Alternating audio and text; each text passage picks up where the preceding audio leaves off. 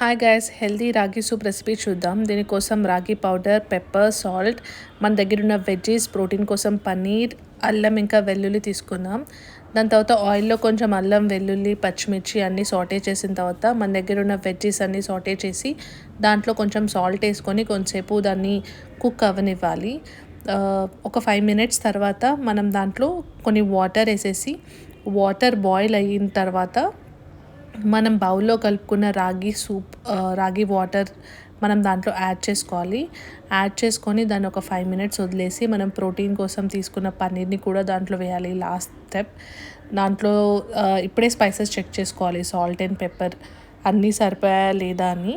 If మీ స్పైసెస్కి సరిపోతే add చేసుకొని లాస్ట్కి లెమన్ జ్యూస్ యాడ్ చేయండి to balance all the flavours. అంతే, hot healthy and fibre and protein rich ragi soup is ready.